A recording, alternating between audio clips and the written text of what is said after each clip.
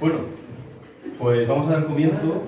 Primero, antes que nada, agradecer a Santiago que hayas venido y estamos muy contentos de que estés aquí. El primero que vengas. Y también agradecer a toda la gente, a todo el público. La verdad que hacer un resumen de un poco de la vida académica de Santiago es complicado. Un esfuerzo de síntesis importante, así que voy a tocar un poco los principales puntos y después ya comenzamos con la charla. Pues Santiago Armesilla creció, vivió en Madrid, ahora reside en Salamanca. En el 2008 terminó su grado en Ciencias Políticas por la Universidad Complutense de Madrid. En el 2014 se doctoró por la Universidad también Complutense de Madrid, dentro del programa oficial de Economía Política y Social en el marco de la globalización. En el año 2016-2018 fue investigador del Departamento de Economía, Desarrollo y Medio Ambiente del EMUI, que es un instituto de la Universidad Complutense. También ha sido colaborador externo del Núcleo de Estudios Políticos de Administración de la Escuela de Administración de la Universidad Federal de Río Grande do Sul, en Porto Alegre, Brasil. También un recorrido en Hispanoamérica, Brasil, Argentina. Investigador de la Red Española de Estudios de Desarrollo, Redes, y de la Fundación de Investigaciones Marxistas. También tiene el máster de profesorado. Y bueno, entre los libros voy a mencionar, creo que tengo todos. Aquí, Trabajo, Utilidad y Verdad, en el año 2015. El marxismo y la cuestión nacional, publicado por El Viejo Topo en 2017. La economía en 100 preguntas, por Nautilus, 2018. Breve historia de la economía, también de Nautilus, del 2018. La vuelta al revés de Marx, que es, si no me equivoco, la última obra que has publicado. El materialismo político, entreteciendo a Karl Marx y Gustavo Bueno, también publicada por El Viejo Topo. Gustavo Bueno ha sido una referencia para ti a la hora de elaborar toda tu obra. Y bueno, aparte de esos libros, también quería hacer mención aquí al canal de YouTube que tiene, en el que bueno, se hace divulgación de sociología, economía, geopolítica. También es miembro del recién creado partido Vanguardia Española. Asociación, todavía no es partido, asociación. Y bueno, algo un poco más personal, lo que tengo entendido, rockero. Has tocado en varios grupos de rock. Cuatro grupos de rock. Hace mucho, ya no me acuerdo cómo se toca. Bueno, aquí hay músicos en el Ateneo, lo digo porque también tema de conversación después de la charla, aparte de geopolítica, así que creo que vamos a disfrutar mucho. Así que sin más, le damos paso, todo tuyo.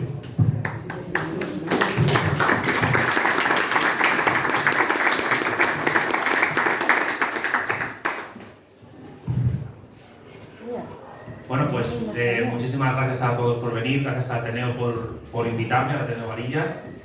Y bueno, cuando me plantearon el tema a tratar en la charla de hoy, pues me propusieron un tema similar a uno que tratamos cuando fuimos Alicia y yo, que hemos venido los dos aquí en la fantástica autovía que viene de Salamanca a León, pues sobre geopolítica y mundo rural en el siglo XXI, solo que en este caso pues adaptada a lo que es el noroeste de España. Mientras que cuando fuimos a Lara Hinojosa del Duque, pues, que está al norte de Córdoba, una comarca que durante siglos perteneció a Extremadura, pero que luego empezó a formar parte de Andalucía, pues digamos que nos centramos más en la parte sur de España, aunque no dejamos de hablar de la generalidad, de la globalidad del mundo, ¿no?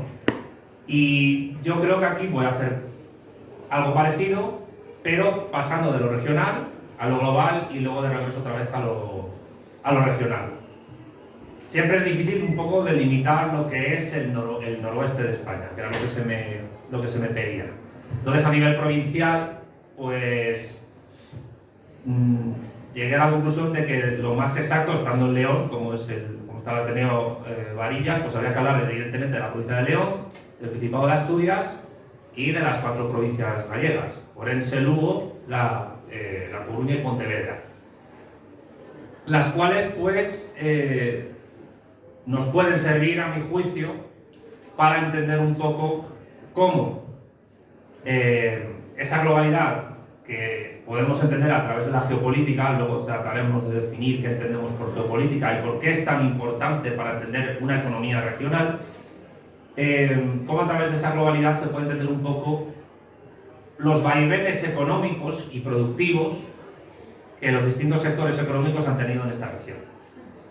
Estamos hablando de una región, ya digo, León, Asturias, Galicia, que en las últimas 4 décadas, las mismas que tengo yo, por cierto, pues ha sufrido determinados procesos parejos a los que han sufrido otras regiones, tanto en España como en el resto del mundo, y que tienen que ver con la progresiva desindustrialización regional, a su vez el progresivo despoblamiento de eso que se llama España vaciada, algunos llaman España vacía. Recuerdo que, supongo que algunos conocerán al periodista, historiador liberal Fernando Díaz Villanueva, que para tratar de justificar el vaciamiento de España, del cual por cierto él es partidario, pues, nos dio un viaje increíble cuando fuimos a Cartagena a unas jornadas, diciendo que para él lo ideal es que Madrid recogiera toda la población de España sobrante y que el resto se vaciara y que se dedicara al turismo.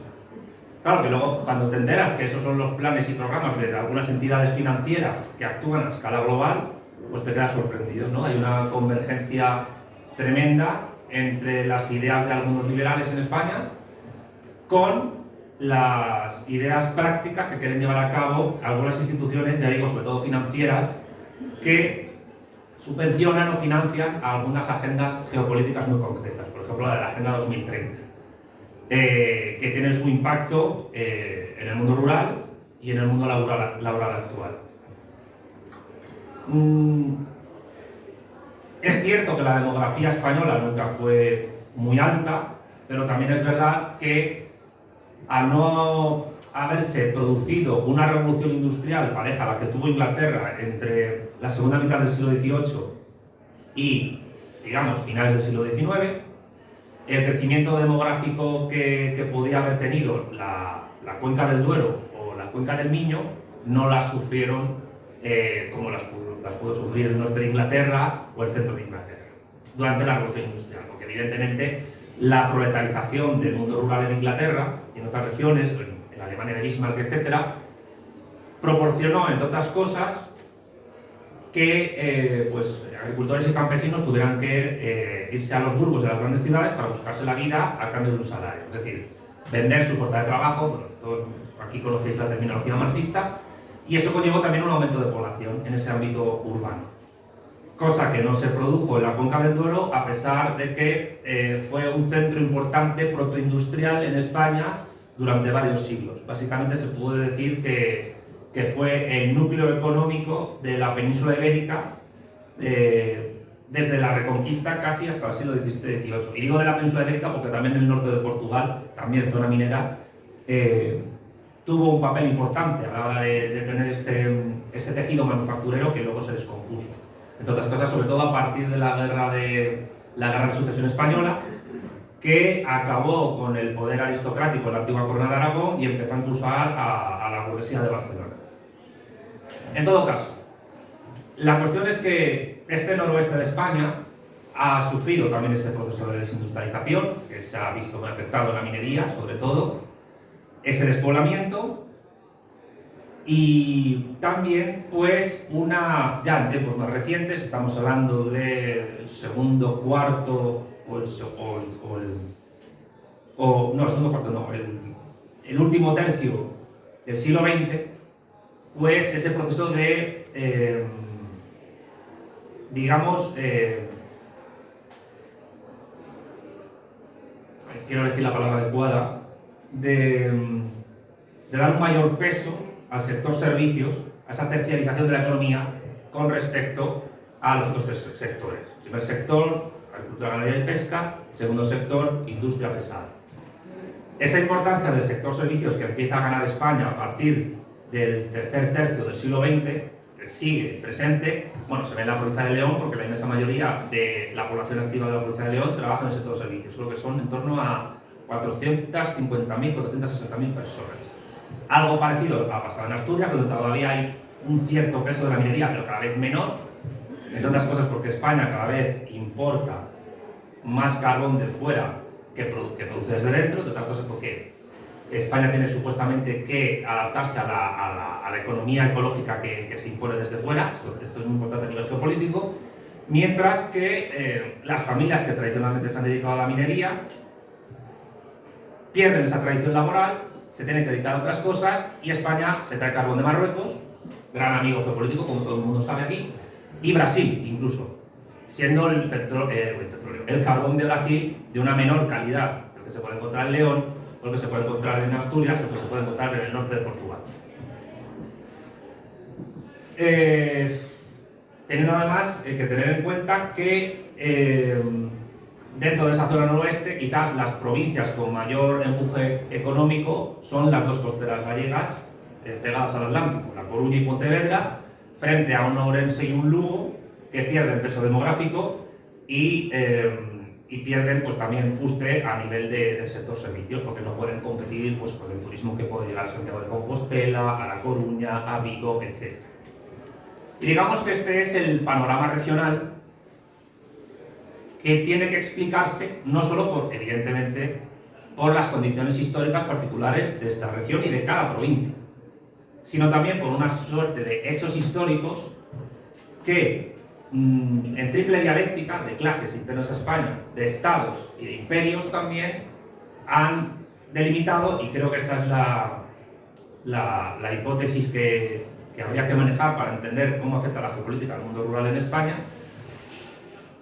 y es que la importancia del sector servicios, la despoblación, el despoblamiento progresivo de las zonas rurales y la pérdida de empuje de la industria en España, ahí está la pérdida de empuje de los astilleros en Galicia, en beneficio de astilleros extranjeros, por ejemplo los de Corea del Sur, tiene que ver con la necesidad desde las clases dirigentes españolas y desde clases dirigentes de fuera de insertar a toda España en lo que dentro de la División Internacional de Trabajo se caracteriza como un país de turistas.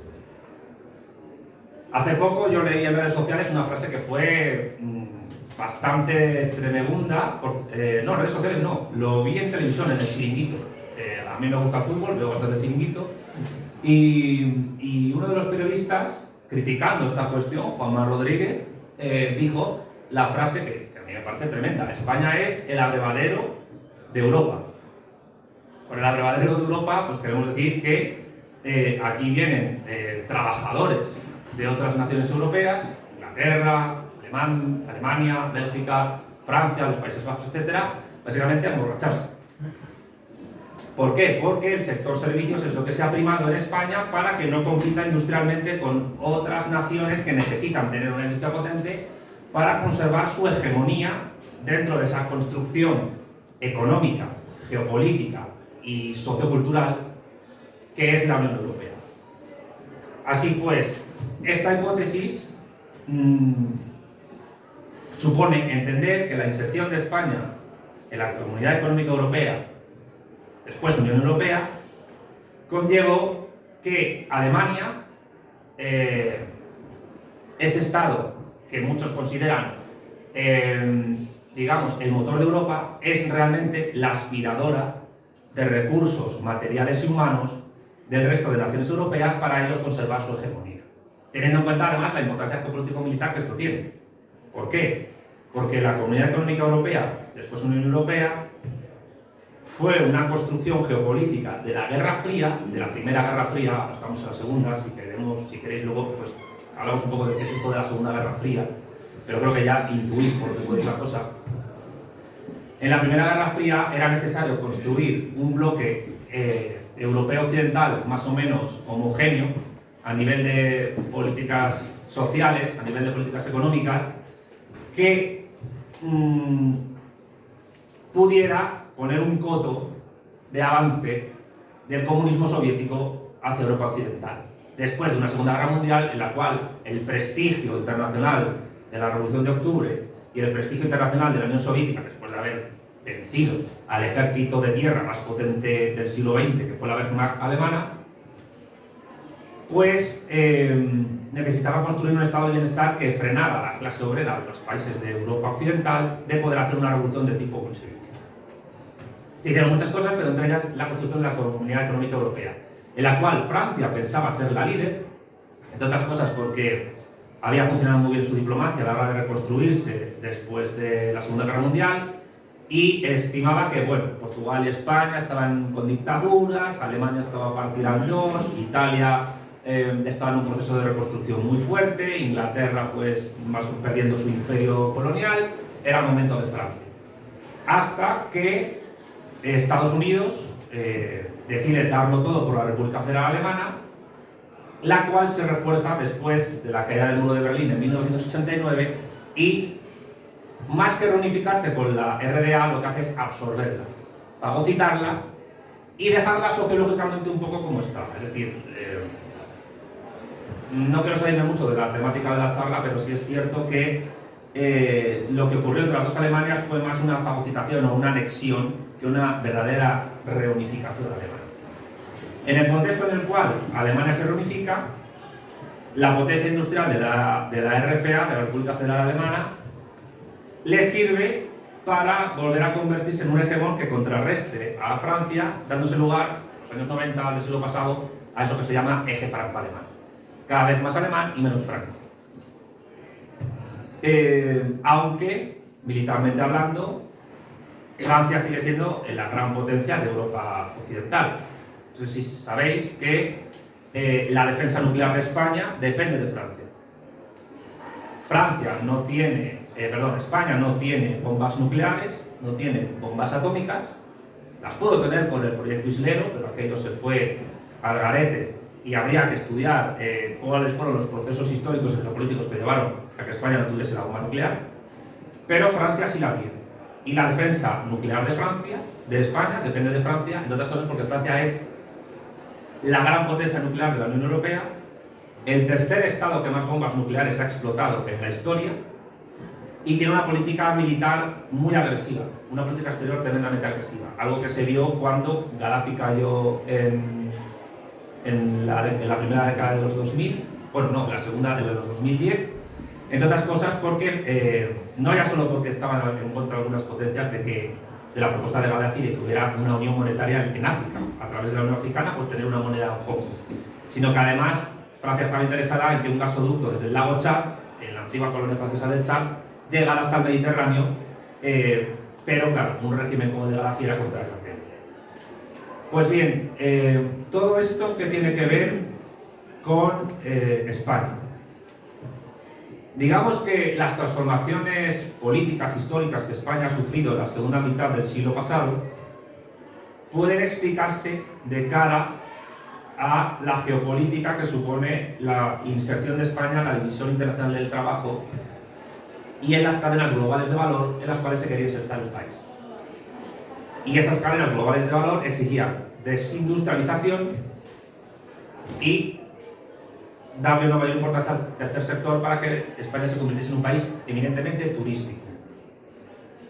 Luego habrá que analizar a nivel regional del noreste de España, aunque también de otras regiones, cómo afecta eso en la actualidad y en qué fase estamos actualmente. Porque después de la pandemia, que todavía no ha terminado, o sea, hay gente con barbijos aquí todavía, barbijos como se dice mascarilla en Argentina, como yo viví allí, me gusta más esa palabra, pues habría que ver en qué fase estamos y cómo afecta esto pues, a una provincia como León, o Asturias, o Galicia. O a Hinojosa del Duque, cómo afecta a Córdoba.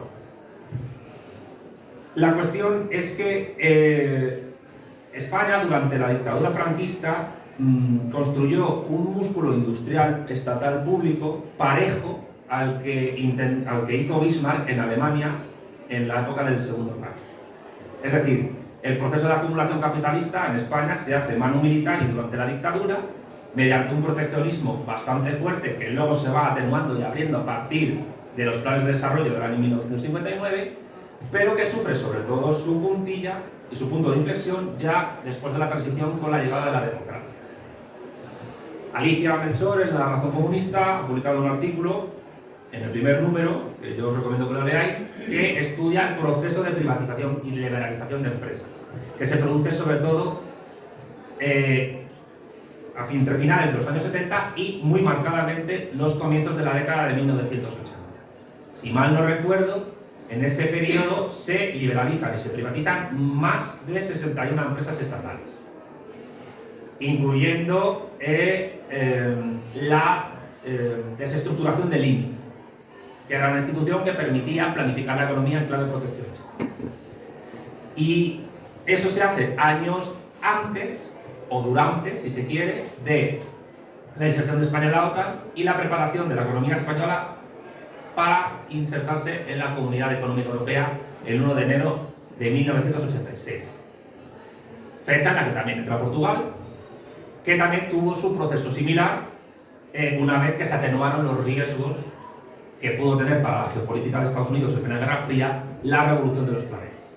No interesaba en ningún caso a Estados Unidos que en la península ibérica hubiera una suerte de Cuba lusófona y una España que se viese influida por lo que estaba pasando en Portugal, evidentemente. Que por otro proceso durante la transición hubiera dado lugar a un régimen similar. Que luego habría que estudiar si el Partido Comunista de España tenía capacidad para hacer eso. Seguramente no, pero aquí quien jugó un papel fundamental en ese proceso de desindustrialización e inserción de España en esa división internacional del trabajo fue ese partido que se creó en la década de 1970, que se apropió de unas siglas históricas anteriores, que se llama Partido Socialista Obrero Español. Porque fue Felipe González Márquez la persona indicada para insertar a España en esa inserción, en esa división internacional del trabajo que todavía vivimos. Pues bien, evidentemente cada región del mundo, en lo que es la geopolítica y la geoeconomía, que es otra parte que se entreteje con la anterior, pues sufre o tiene un papel fundamental. Y la deslocalización de empresas que se empieza a producir a finales de la década de 1980 y sobre todo en 1990 en todo el mundo, en ese proceso que se llamó entonces globalización, implicó, entre otras cosas, que empresas transnacionales potentes estadounidenses, por ejemplo, se fuesen al sudeste asiático, a Vietnam, a Tailandia, a Singapur y también a la República Popular China, en busca de fuerza de trabajo más barata de emplear, perdiendo los trabajadores autóctonos de esos países muchas veces su puesto de trabajo debido a una desindustrialización, de facto. Que esto es, entre otras cosas, lo que explicaría hace unos años la victoria de Donald Trump en las elecciones de Estados Unidos. ¿Por qué ganó Donald Trump las elecciones de Estados Unidos? Porque le dijo a los obreros industriales el proceso de marginalidad incipiente y creciente: no voy a tolerar que ninguna fábrica más se vaya de Estados Unidos, vamos a retornar las que había, Make America Great Again. Proteccionismo de nuevo, etc. Vamos a tratar de volver a la época de la reconstrucción económica de finales del siglo XIX y principios del siglo XX, o incluso a la política económica estadounidense de los años 50-60. Eso no ocurrió porque, evidentemente, en 4 años es prácticamente imposible implementar planes y programas de política económica que puedan dar lugar a ese tipo de reconstrucción.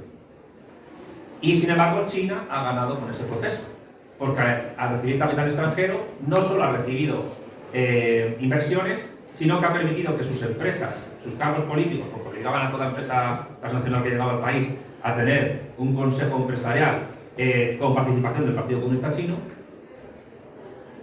eso permitió a los chinos además aprender tecnología extranjera y ellos a implementarla en sus propias empresas. Y eso en gran medida explica el crecimiento económico chino. También porque ellos tenían planes y programas a largo plazo, a décadas, y tienen la idea de que en el año 2049, que en términos históricos pues está al caer, aunque a lo mejor pues, cuando lo veas será un ancianillo, pero para el año 2049 China ya quiere proclamarse como el gran hegemón mundial, si no lo es ya en algunos ámbitos. Evidentemente, China está desarrollando un proceso de reindustrialización. ¿Por qué? Pues porque, como diría mi amigo geopolitólogo Marcelo Gullo, la industria es poder. ¿Cuál es el problema entonces de España? Que afecta a una región como esta, al noroeste español, pero también afecta a la gente de Hinojosa del Duque. Pues que en una España desindustrializada no puede haber planes y programas geopolíticos coherentes para poder decir algo en el maremágnum geopolítico que es la dialéctica de Estados a escala global, ni siquiera la Unión Europea. A esto hay que añadirle que cabe la pregunta, y creo que los últimos acontecimientos con respecto a Marruecos y el Sáhara Occidental, la posible anexión en el medio plazo de Ceuta y Melilla por parte de Marruecos y sus fauces puestas sobre Canarias, inviten a la siguiente pregunta. Entre otras cosas porque Pedro Sánchez ha dicho en una entrevista que España está siguiendo lo que hacen las naciones de su entorno, que curiosamente son Francia y Alemania, y luego Estados Unidos. La cuestión aquí es, ¿España tiene política exterior? Pues es bastante probable que desde muy atrás, es decir, desde probablemente mediados del siglo XIX, España carezca de una política exterior propia que le permita realizar planes y programas de política económica a largo plazo que la puedan dar una situación en el mundo distinta a la que tiene. Mientras que, bueno, un ligero bienestar basado en el turismo, con entre 80 y 90 millones de personas que llegan desde fuera todos los años, de ida y vuelta, pues puede más o menos asegurar inversiones porque la gente se deja aquí dinero, etc. Pero claro, con el tiempo actual en el que estamos pasando de la pandemia o pospandemia, todavía es difícil delimitar dónde está la frontera entre uno y otro, pues ese proceso de sectorialización en servicios y en turismo conlleva también que se entreteja con dos procesos geoeconómicos que son tremendamente interesantes para entender el mundo actual, como son el auge de la financiarización del primer sector, del segundo y del tercero, y el auge y expansión global de eso que perversamente se llama economía colaborativa. Sabéis que para los economistas liberales el capitalismo es un ámbito de cooperación entre individuos que buscan a través de su egoísmo el bienestar, porque el orden espontáneo genera ese bienestar. Y entonces tú me das, yo te doy, cada uno de lo que sea.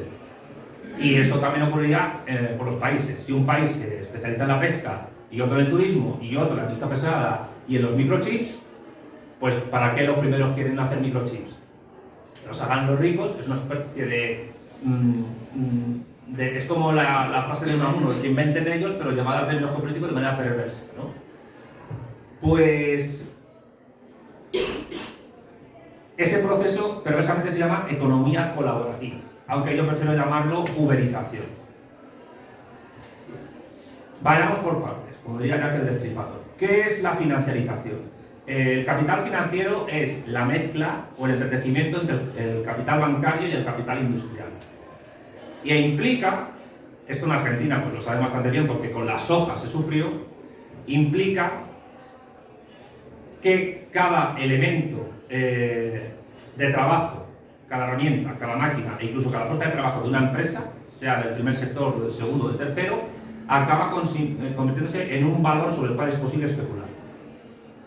Y por tanto se especula sobre la materia prima, sobre la fuerza de trabajo y sobre la maquinaria, sobre las herramientas, hasta el punto de que inversores en lugares muy lejanos pueden controlar sobre el valor en alza, sobre el interés y el precio de esos bienes, de esa fuerza de trabajo y de esas máquinas. Y así ocurre que fondos de inversión y bancos se convierten en dueños de empresas y que empresas se convierten en una suerte de bancos. Ahora se ha llegado a un punto en que es muy difícil distinguir qué es un banco y qué es una empresa. A eso hay que unirle la hoja de la uberización, que implica una recomposición completa de las relaciones laborales tradicionales. Y voy a contar mi caso. Yo soy youtuber, con perdón. Y a mí me paga Google, porque YouTube, su dueña es Google. La empresa Google que fiscaliza, tiene su sede fiscal en Irlanda. Con lo cual, pues, operaciones intracomunitarias, pues me puedo ahorrar en Irlanda. Vale. Pero, a diferencia de una relación entre el capital-trabajo conflictiva tradicional, en la cual los burgueses estaban en la patronal, los obreros en el sindicato de clase y había un enfrentamiento directo, incluso una negociación colectiva, y a uno jurídicamente se le reconocía como empresario y al otro como trabajador, aquí no existe esa relación.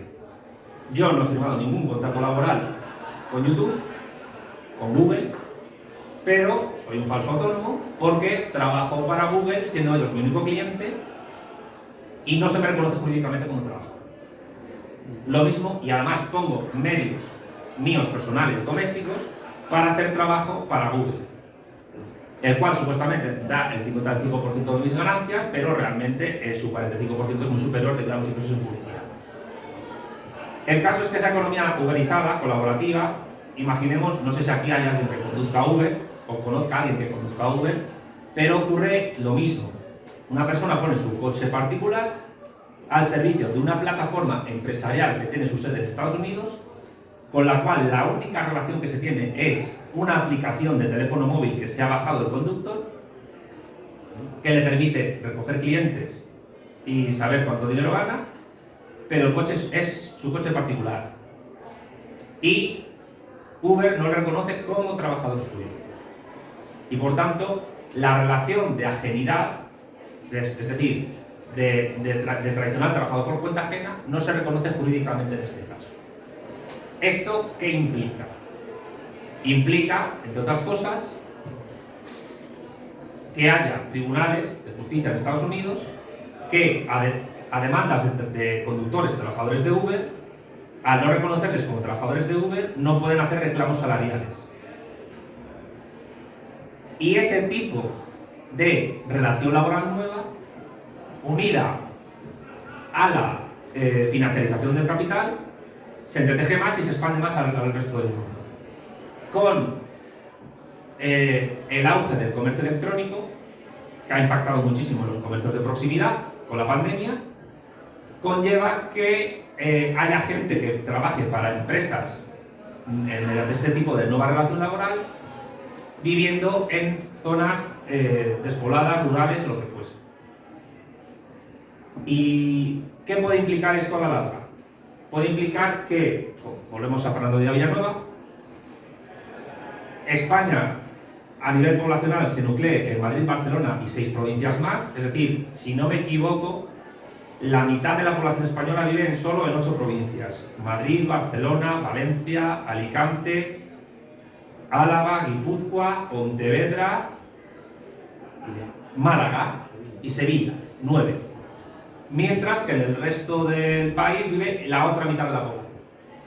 Como vemos, la desproporción es bastante grande a nivel de racionalización de la demografía, vamos a llamarlo así. ¿Qué ocurriría, como está ocurriendo en países como la India, como Brasil o como Argentina, que existan empresas transnacionales que, gracias a este proceso de financiarización unida al despoblamiento, la desindustrialización y la uberización del mundo laboral, el auge de la economía colaborativa, puedan controlar total o parcialmente, aprovechándose de las legislaciones estatales, de pueblos o regiones enteras que estén despobladas, para su explotación económica, por ejemplo, para el control de los cultivos. Pues es algo que ya está ensayando Bill Gates en Estados Unidos, en un montón de regiones agrícolas y ganaderas. ¿Cuándo podría llegar esto a España? ¿Cuándo podría llegar esto a León, Asturias o Galicia? Es difícil de saber. Pero esas tendencias económicas, esos movimientos ya se están dando. Con esto, ¿qué quiero decir? Y ya voy a ir acabando porque no quería enrollarme mucho, porque a mí lo que me interesa sobre todo es la interacción con las preguntas que hay del público. Lo que sí es verdad es que hemos ido de lo local a lo global y de vuelta hemos vuelto a lo local. Ya el propio título de la charla que me disteis antes de venir enmarcaba un poco la temática que yo iba a tratar. Y es que lo que ocurre a escala regional, o incluso lo que puede ocurrir en un pequeño pueblo, está determinado y afectado por políticas que se desarrollan a escala internacional, a escala geopolítica, de dialéctica de estados e incluso de imperios. Lo que afecte a la región noroeste de España, a León, Asturias, Galicia, viene determinado en su sector industrial, en su sector agrícola y ganadero, y también en su sector servicios, por las políticas del Banco Central Europeo y por la intención de Alemania de que no tenga competidores internos para su hegemón dentro de la Unión Europea. Un hegemón, también hay que decirlo, militarmente condicionado no ya solo por la todavía supremacía francesa, sino al hecho de que Alemania tiene el mayor número de bases militares de Estados Unidos de toda Europa. Y por tanto es el lugarteniente de Estados Unidos en Europa. Para los que seáis como yo unos frikis de Tolkien, diremos que Estados Unidos es Melkor y en Alemania es Sauron. Vamos a decirlo así. Pero al mismo tiempo, los procesos de disminución de la población en determinadas zonas de España está también determinado por esos procesos históricos y por los nuevos procesos que se están dando ahora mismo de relación laboral, influencia tecnológica, digitalización del comercio, etc. El auge que han tenido empresas como Amazon, AliExpress o en Argentina Mercado Libre con la cuarentena, con la pandemia, ha sido enorme. Y eso ha implicado que muchos comercios de proximidad, muchos comercios pequeños hayan cerrado porque la gente prefiera comprar ropa o incluso comida a través de estas aplicaciones informáticas o las webs que he mencionado. La cuestión, y con esto termino, ¿tiene esto es posible revertirlo? ¿Estos procesos es posible darles la vuelta? Es muy difícil de decir, pero lo que sí me aventuraría a decir es que dentro de la estructura económica actual del capitalismo realmente existente, la reversión de estos procesos no es posible. Y claro, la cuestión aquí sería plantear, ¿sería posible construir una estructura económica postcapitalista que permitiera racionalizar no ya solo la producción, distribución e intercambio de bienes y servicios, sino también la composición demográfica de las regiones de un país? Puede ser posible porque se ha hecho en el pasado, pero cuando tenemos un constante bombardeo ideológico desde los medios de comunicación e incluso desde el propio sistema educativo, en el cual nos dicen que esa estructura económica es irrebasable, la gente pues acaba creyéndose. Y el feudalismo duró 1000 años, y a la burguesía le costó 6 siglos convertirse en clase dominante, pero lo hizo. En todo caso, cuando tratemos los problemas de León, los problemas de Asturias y los problemas de Galicia, hay que entender esos problemas a una escala nacional española, a una escala geopolítica internacional y a una escala histórica, tanto desde el pasado como de los fenómenos que en el aquí y ahora serán a escala económica, geopolítica y financiera. Y solo de esta manera es posible hacer una proyección de futuro que pueda ofrecer la posibilidad de construir una alternativa en lo que a la geopolítica y al mundo rural del noroeste de España se refiere. Y bueno, esto es todo. Dudas, quejas, preguntas, insultos, espero que no. Pues estoy totalmente abierto a lo que me digáis y muchas gracias por escucharme. Gracias.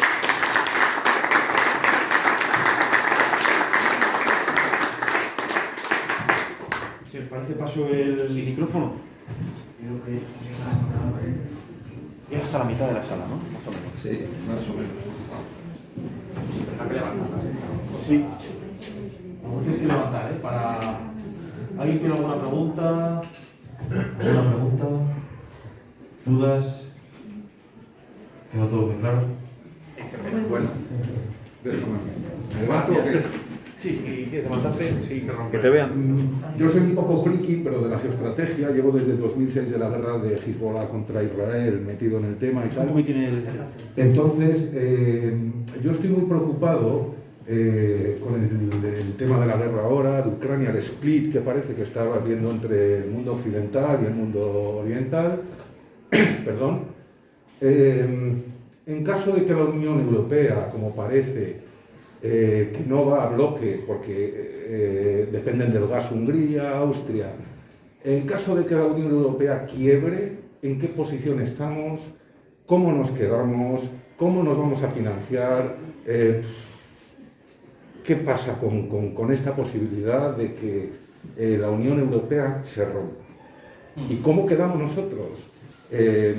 Concretamente con tu proyecto de iberofonía, pero claro... No es mío, de más gente. Bueno, sí, claro, pero vamos, que el de Vanguardia Española, que está para mí en cabeza de ello, ¿qué expectativas tenemos de que pueda pasar esto en Europa y las soluciones que vosotros nos dais, por favor? A ver, es muy difícil saber, sinceramente lo digo, si la Unión Europea va a quebrar o no.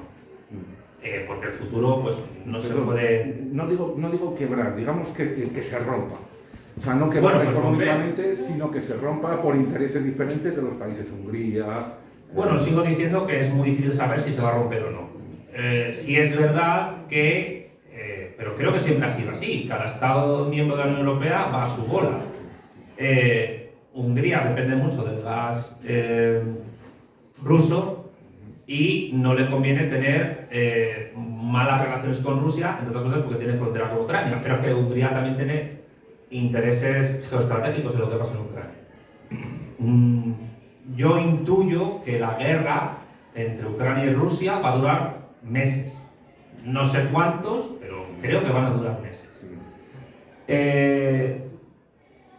Y como estamos en una Segunda Guerra Fría, en la cual, que empezó como una guerra financiera entre Estados Unidos y China, y ahora se está convirtiendo en una guerra ideológica completamente entre Estados Unidos y China, porque China es el actor que está en la sombra también de todo lo que está pasando en Ucrania, pues esto es una hipótesis también, pero no descartemos que pueda pasar con Ucrania lo que pasó en su día con Corea, lo que pasó con Alemania, es decir, que se parta en dos. Rusia ha declarado ya abiertamente su intención de quedarse territorialmente con todo lo que va desde la Transnistria, desde la frontera con Rumanía y Moldavia hasta la zona del Donbass que controla. Eso implicaría que Kiev se quedaría sin salida al mar y por tanto el poder de Ucrania, que es un país que se ha generado históricamente a base de regalos territoriales desde Lenin hasta la actualidad, pues debería haber mermado su poder.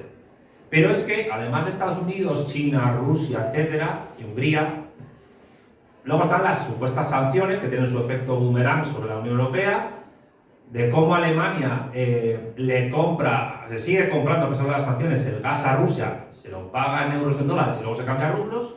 Es que luego hay un actor que a la chica callando también se está moviendo y que se habla poco de él, que es Polonia.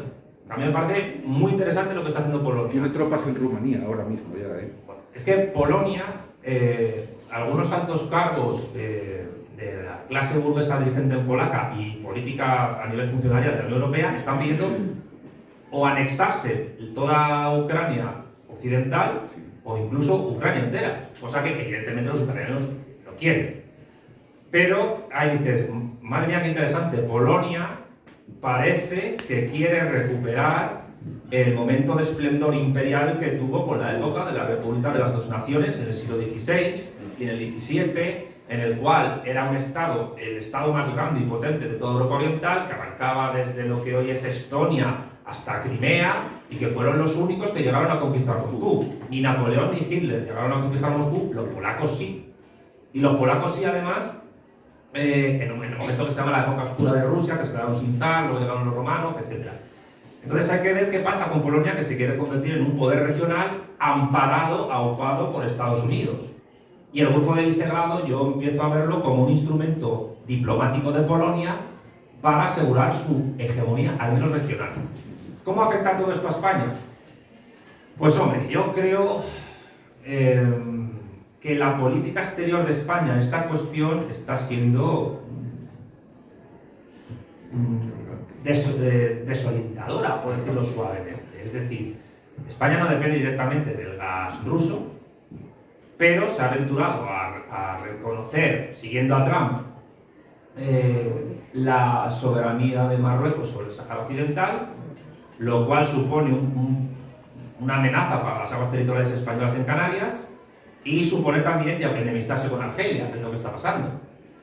Argelia tiene dos gasoductos importantes que llegan a Europa. Uno llega a España, a través de Almería, luego se bifurca por Marruecos y llega también a España, y luego más importante que llega a Italia.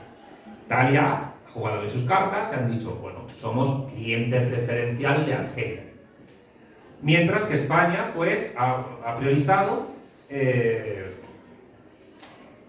pues que el Sáhara sea una autonomía dentro de Marruecos y llevarse bien por un país que está creciendo a nivel militar, que tiene sus planes y programas de convertirse en un hegemón regional, que está totalmente amparado por Francia y Estados Unidos, y cabe preguntarse, ¿qué le debe España a Marruecos? O incluso, voy a ser un poco más torticero, ¿qué le debe el PSOE a Marruecos? Eso es una cosa que creo que los historiadores del futuro y los periodistas tendrán que analizar.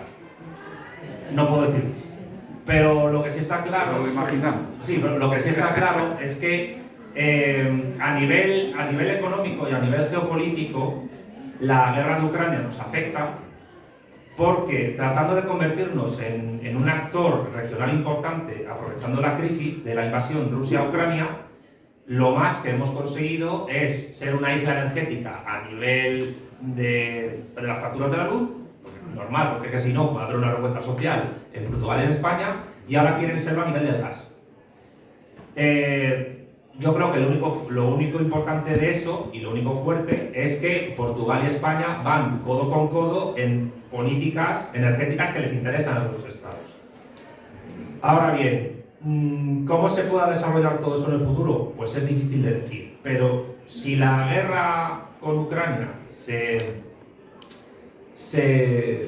alarga en meses, teniendo en cuenta además de que ya ha habido ataques militares de Ucrania en suelo ruso, pues la perspectiva no es fácil. Es una perspectiva oscura, sinceramente. No solo para España, sino creo que a escala europea y global. Vamos a ver luego qué pasa con Taiwán, que es otro punto caliente del globo ahora mismo, y ya están avisando desde Estados Unidos que incluso van a tener la intención de reconocer a Taiwán. Y bueno, no deja de ser casual que el Partido Demócrata, que es el gran capitán global de la Agenda 2030, de los procesos de financiarización y de los procesos de uberización laboral, pues tenga esa política exterior tan agresiva. Y con esto termino de responderte. Es que tradicionalmente, y si descontamos las dos guerras de Irak, en las cuales fue el Partido Republicano el que gobernaba Estados Unidos con Bush primero y Bush segundo, ha sido el Partido Demócrata que ha tenido la política exterior más agresiva en la historia de Estados Unidos en los últimos casi 80-90 años. No hay más que recordar el bombardeo de Serbia, con Bill Clinton en el poder. Entonces, pues bueno, teniendo en cuenta que fue con el PSOE, como el proceso de desindustrialización de España en los 80 y de liberalización de empresas estatales se produjo, pues habrá que empezar a preguntarse si el PSOE no es una franquicia del Partido Demócrata de Estados Unidos y de sus planes y programas para que nuestra situación a nivel rural, industrial e incluso turístico de servicios sea la que es a nivel geopolítico. Yo cuando estuve en Rosario con Marcelo Gullo, yo le estuve explicando, yendo en un colectivo, que es un autobús, pues llaman allí, lo que es el Grupo Prisa. Él no sabía lo que era el Grupo Prisa. Y yo se lo estuve explicando y le pareció la historia fascinante, le pareció que la biografía de Jesús de Polanco era súper interesante. Y bueno, él ha escrito una serie de libros que se llama La insubordinación fundante, que explica cómo un Estado gana poder a nivel geopolítico a través de un proceso de industrialización y de negación del libre mercado, que no ha existido nunca y nunca existirá. Pues llegó a la conclusión, y es otra frase lapidaria de Marcelo, que España sufre lo que han llamado una subordinación perfecta. O sea, a nivel industrial, geopolítico, geoeconómico e incluso sociocultural, España sufre una subordinación perfecta. Probablemente sea una de las naciones con la subordinación geopolítica más bien hecha de la historia. Y estudiar cómo se ha producido esa subordinación perfecta me parece fundamental para poder insubordinarnos en algún momento o preparar esa insubordinación. Pero claro, eso requiere abrir cajas de Pandora históricas, económicas, que no van a ser agradables seguramente y que llevarán a mucho desasosiego para los que lo hagan. Pero bueno, son tareas que, en fin, algún kamikaze por ahí que lo intenta hacer.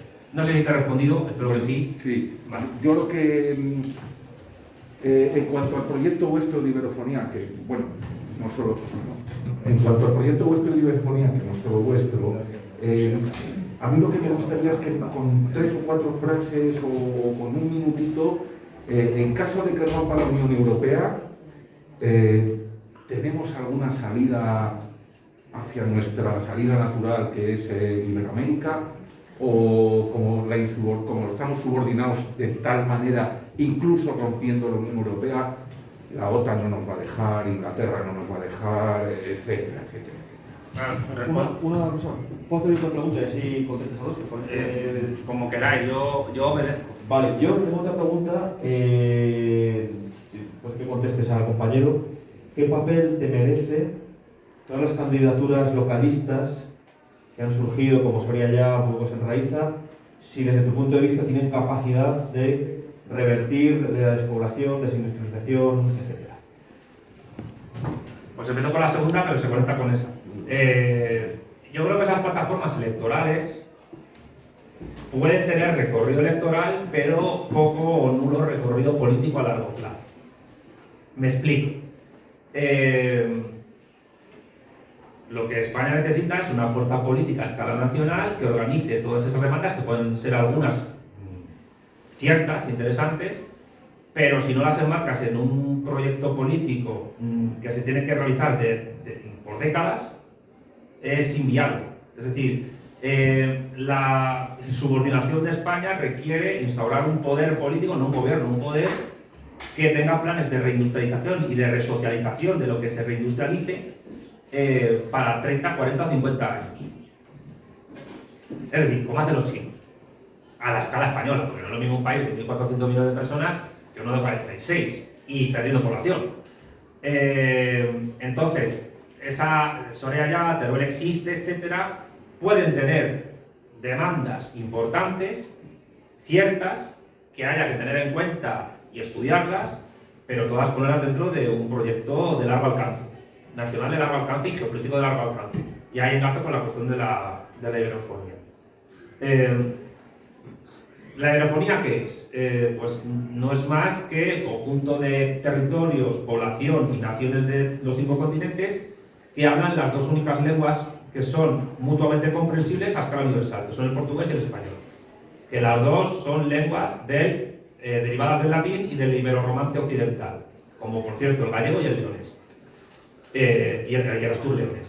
Y eso implica un conjunto de más de 30 estados y 861 millones de personas, con un potencial geopolítico y económico impresionante, contra el cual la Unión Europea no podría competir si es que se organizara aquello. Pero claro, estamos hablando también de países muy pobres, con muchas desigualdades sociales y con una dialéctica de clases interna muy extrema, muy radical, como México, como Brasil, como Perú, como Argentina. ¿Cuál es la cuestión? Y aquí entramos con la OTAN.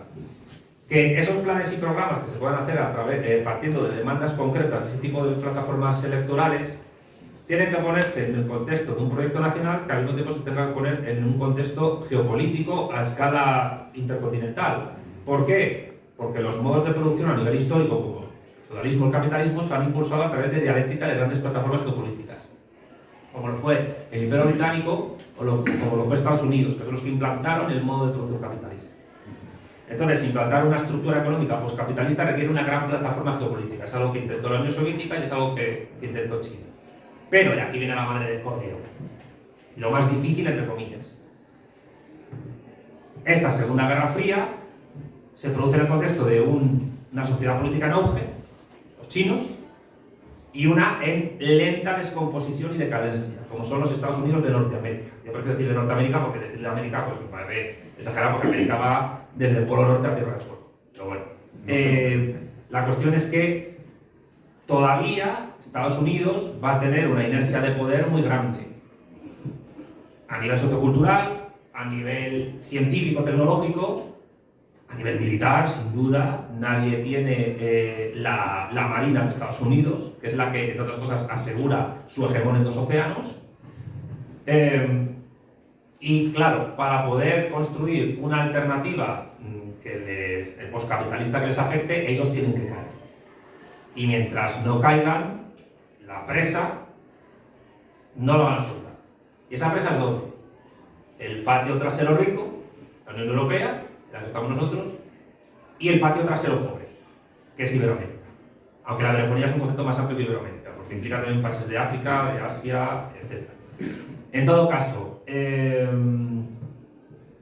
pues España tiene que elegir en este siglo, tiene que hacer, yo creo que, pues mira, nunca lo había dicho públicamente, pero creo que a raíz de vuestras dos intervenciones creo que lo puedo hacer porque lo local se conecta con lo nacional y lo político. España en el siglo XXI tiene que optar o hundirse con lo que se está hundiendo lentamente, sedada, descomponerse y teniendo una zona rural cada vez más despoblada y cada vez más controlada por grandes empresas transnacionales, controladas por oligarquías financieras con una tendencia cosmopolita, pero muy localizadas geográficamente en la City de Londres o Wall Street o lo que sea, o en el Banco Central Europeo, o participar, no liderando, porque no podemos liderar, pero sí defendiendo un proyecto postcapitalista que tenga impacto universal. Y esa decisión, quizás, tomarla nos tenga que tomar 20, 30, 40 años. Pero hay que tomarla. Porque, digamos que la financiarización, la desindustrialización, el despoblamiento y la uberización de la población en el mundo capitalista más avanzado, yo creo que va a ir cada vez a más. Y eso implicará, entre otras cosas, que todos esos logros que se consiguieron en la dialéctica de clases y de estados de la época del bienestar, de la economía social de mercado, cada vez se vayan perdiendo más. Sanidad, educación, etc. No estoy siendo catastrofista, pero creo que esos procesos se están dando. Así que, para que veamos hasta qué punto lo universal afecta a León. Y cómo desde un rinconcito de León, como es el Ateneo Varillas, se puede hablar y tratar una cuestión que tiene que tener impacto universal. Porque o pensamos en grande o no haremos cambios grandes. Y hay que pensar en grande, no en pequeño. Aunque se parta de lo pequeño. Y lo pequeño se te deja por lo grande. Ahora sí te he contestado. Correcto. Vale. Muy bien, ¿alguna pregunta más? ¿No? ¿Ninguna? Después de la División Internacional del Trabajo que has descrito antes, ¿no? Y de este proceso de desindustrialización forzada que se ha visto sometida a España, si quisiéramos revertir este proceso, ¿no tendríamos la capacidad que tendría China para recibir capital extranjero, para competir en este mercado global y para tener la capacidad precisamente de eso, ¿no? De volver a reindustrializar poco a poco España? Y si este proceso fuera capaz de revertirse, ¿cómo podríamos hacer que esto fuera medianamente paritario y que no suceda como sucede en China, en el que al final se ha concentrado mucho en ciertas ciudades y zonas más rurales y despobladas como puede ser esta aquí del noroeste de España, ¿no? Pues también reciban un poco de esa inversión?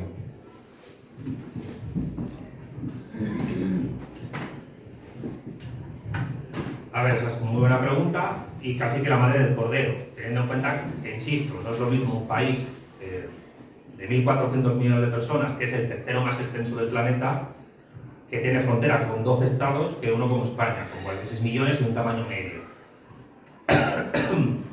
Pero sí es verdad que, teniendo todo esto en cuenta, pues estudiar cómo China se ha reindustrializado y ha ganado poder, no ya solo desde Deng Xiaoping, sino incluso desde la proclamación en el 49 de la República Popular China, pues cómo ese proceso se ha producido, porque no ha sido sin tensiones. Es decir, es cierto que la inmensa mayoría de la población china está pegada a la costa, pero es que es algo que históricamente se ha dado también. Es decir, y aquí le doy la parte de verdad a Villanueva, es decir, las tendencias de localización geográfica de la demografía de un país que vienen de siglos son muy difíciles de revertir, a no ser que se parta de una planificación económica estatal lo suficientemente racional como para, entre comillas, crear de la nada población, mediante migraciones internas enormes o mediante la generación de industrias, que puede ser también por inversión extranjera, como las zonas especiales que tiene China, ¿no? A mí una ex camarada del PC, Ingrid, me preguntaba qué pasaría si España, el Estado español, convirtiera Ceuta y Melilla como zonas de inversión especial, como una suerte de paraísos fiscales. ¿Cómo afectaría eso a Gibraltar y cómo afectaría a Marruecos? Claro, es gracioso porque ya es comunista y me decía esto pues como estrategia geopolítica. Y dice, bueno, pues puede ser interesante. puede ser interesante porque a Gibraltar, al Reino Unido no le gustaría que eso ocurriera.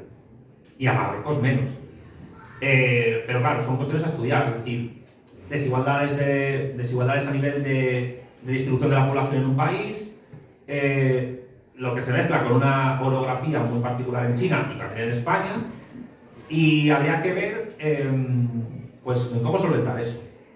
Por ejemplo, nosotros en Vanguardia Española creemos que el estudio del desarrollo de la estructura económica capitalista en España en los últimos 2 siglos requeriría estudiar provincia a provincia cómo se ha desarrollado eso. Es decir, qué potencialidades, es como un análisis DAFO, como hacen las empresas, ¿no? Potencialidades, riesgos, lo positivo o lo negativo, pero a nivel provincial. Es decir, cuáles son las mayores potencialidades de recursos naturales que tiene León, o que tiene Zamora, o que tiene Burgos, o que tiene Soria, o que tiene Madrid, o que tiene Toledo. Ver cómo eso afecta a la población y ver qué se puede hacer para que esas poblaciones ganen pues a nivel económico, pues a través de industrias de investigación, centros de cooperación empresarial, público-privado, organizado, lo que sea, y cómo determinadas ciudades podrían convertirse en nexos comerciales de regiones enteras.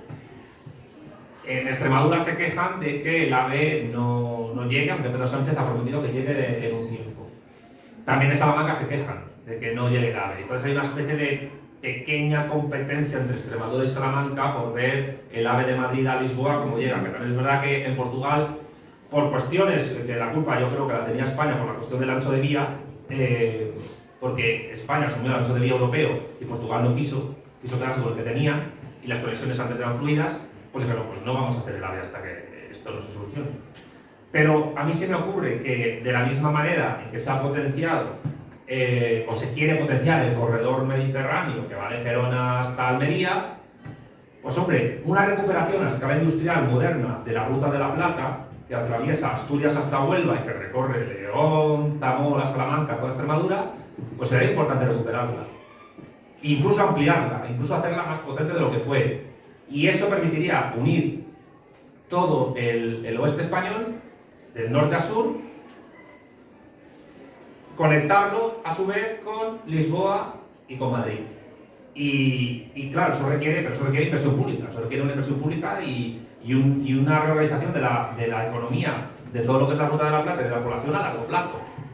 Inversiones, que la gente joven no se vaya y que algunos pueblos recuperen lo que tenían, porque en los últimos 20 años o 30 ha habido pueblos que han pasado de 1.600 habitantes a 120 o a menos, es decir, se han convertido en villorrios. Yo creo que recuperar nexos económicos tradicionales que funcionaban bien, adaptados a la tecnología actual, a nivel geopolítico y geoeconómico dentro de España, sería muy importante hacerlo. Y yo creo que una recuperación de la Ruta de la Plata en este sentido sería tremendamente positivo para la economía del noroeste, pero también de lo que hay de Zamora para abajo. ¿Te he contestado? Sí. Vale. ¿Alguna preguntita más? ¿Nadie se anima por aquí? ¿No? Pues yo no es una pregunta. A ver, espera, ¿por dónde me meto? Micro. No, anda. Yo es una pregunta de curiosidad, porque es que es la primera vez. Entonces, Vanguardia Española, ¿qué es más o menos? Porque es que la primera vez que digo hablar. Es una asociación. Pero ¿tiene intención de formar un partido? ¿Sería solo una asociación? Eso depende de cómo se dé la cosa. No. Vale. Va, ¿quieres contestar en más profundidad o...? No, ya está, con eso es suficiente. Vale. Yo tengo una cosita solo de Argelia. Vale, ¿y alguna pregunta más? Bueno, entonces, Mare Magnum, en el corto plazo, ¿qué posibilidades tienen las regiones deprimidas? Has hablado ya de la Ruta de la Seda, pero claro, ahora mismo la situación ya se está produciendo. Para muchos poderes foráneos, por ejemplo, la provincia de León es magnífica como fuente de recursos coger la manzana una vez que hemos echado los gusanitos. Y por ejemplo ahora, socapa de la ecología, pues nos quieren martirizar todo el sistema montañoso y todo lo demás, rompiendo las fórmulas tradicionales y en algunos casos el modus vivendi, quiero decirte que poner empresas contaminantes en zonas vitivinícolas y demás, ¿no? Entonces la gente se está marchando, es decir, cuando hablas, claro, en periodos históricos se entiende bien, pero en el corto plazo y teniendo en cuenta lo limitada que es la vida humana, a esta gente que se está marchando, es decir, tienes que esperar a que se produzca esta insurrección nacional, no te queda otra. Y mientras tanto, bueno, ya sé que es pedirte una especie de receta aspirina, pero bueno, pues si puedes acercar un poco más, decir, ¿qué pasa con la gente que ahora no tiene ninguna perspectiva de futuro? Gente joven que se va, es decir... Pues, es muy difícil contestar a eso, teniendo en cuenta que he de retrotraerme al grueso de mi exposición.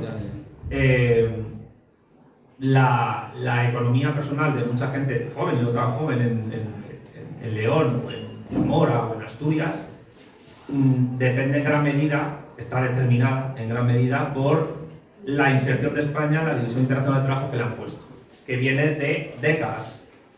Y por tanto, ¿qué puede hacer una persona joven, sea trabajador por cuenta ajena, trabajador por cuenta propia, falso autónomo, trade, o una persona que quiera emprender un negocio con todas las dificultades que se tiene para poder lograr capital y emprender un negocio? Porque no sé si sabes o sabéis, esto lo estudié yo cuando hice el máster de educación, que porque lo hice además en la especialidad de formación y orientación laboral.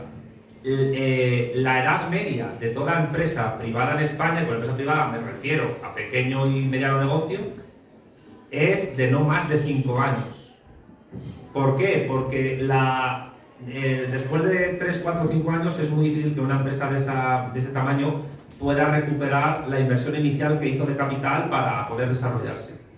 Y llega un momento que esa gente, que muchos son autónomos, dicen, como dicen en Madrid, me renta más ser trabajador por cuenta ajena, porque gano más dinero por el salario que tengo, que gastarme todos mis ahorros en un negocio que no va a prosperar. Y eso implica que el pequeño y mediano negocio, sobre todo el pequeño, no prospere. Algo que viene además determinado por esta situación de la pandemia que ha habido. Entonces es tremendamente difícil, porque luego esa gente joven que emigra a ciudades, no digo Madrid, puede ser Valladolid perfectamente, pues también lo tiene complicado.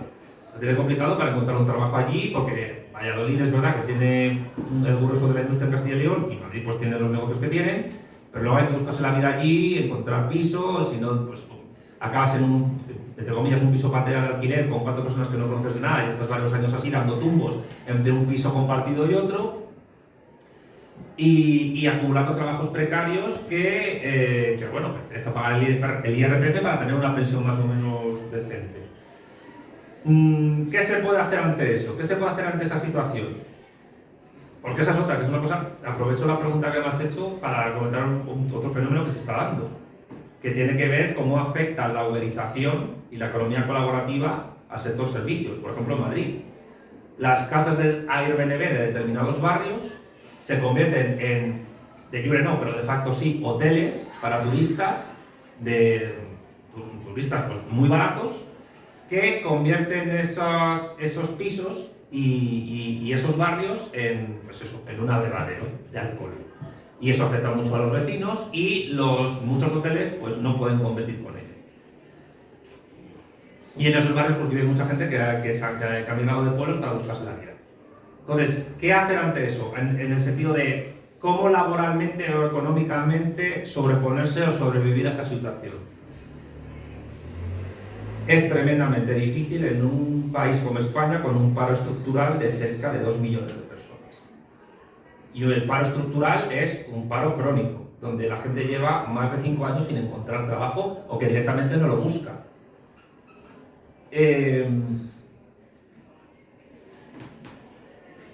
Si la gente puede emprender un negocio y vivir bien con ello o hacer una cooperativa, pues bienvenido sea. Pero yo creo que ahora mismo lo más importante sería tener conciencia de esa situación y saber que eso es así. Y una vez que sabes por qué estás enfermo, trabajar para sanarte. Porque quizás la perspectiva a corto plazo sea solo sobrevivir. Sobrevivir como se pueda. Salir del módulo de FP o salir de la universidad, buscarte la vida seguramente en cosas que no tengan nada que ver con lo que has estudiado. Por no hablar de la gente que no ha estudiado.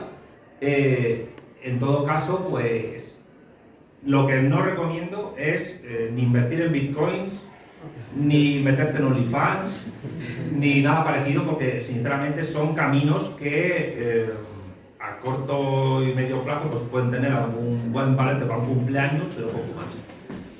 Entre otras cosas porque las criptomonedas, que tengo conocidos que les encantan, no son más que dinero que sirve para comprar dinero. O sea, que es la cosa más tonta que pueda haber, vamos. Pero en fin, que yo creo que ahora mismo lo más fundamental, sin negar acciones prácticas que se puedan hacer, es ser consciente del diagnóstico. Si tienes el diagnóstico adecuado, pues ya sabes dónde operar, dónde meter el bisturí. Aunque las operaciones son largas, duran horas. Pero si luego salen bien, el paciente tiene una nueva vida. El paciente es la nación. El paciente es la nación española. Así que yo creo que eso es lo fundamental. Vale, me ha ocurrido una, y es el tema de la agricultura. De acuerdo, juntamos la tuya y otra, así dos. Hay más.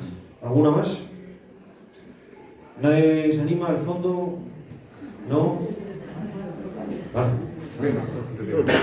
Tan tímidos. Sí, Vamos a ver que esto igual es un poco polémico, porque, a ver, yo he trabajado en Alicante y he tenido muchas discusiones con los compañeros de Alicante, porque, por ejemplo, en Murcia había proyectado una ciudad con 250.000 viviendas y pedían agua, y era cuando salía Zapatero, traidor, y bueno, yo con Zapatero nada, ¿no? Pero discutía con ellos, pues porque, vamos a ver, cuando una región como la Comunidad Valenciana concentra industria, turismo, vamos, que lo tienen todo, no sería posible con la tecnología actual a día de hoy, en vez de andar pidiendo trasvases y con la despoblación que tenemos en el norte de España, que nos cediesen un poco de su agricultura, porque nosotros, joder, en realidad nosotros tenemos agua, no nos falta, campo tenemos. El problema es la producción de electricidad para los invernaderos. Ese es el gran problema que yo vería. Pero es que es una solución. Tanto trasvase y tanto rollo. Oye, trasvasarnos a nosotros producción. ¿Sería posible esto alguna vez sin que nos tirásemos los trastos a la cabeza los españoles?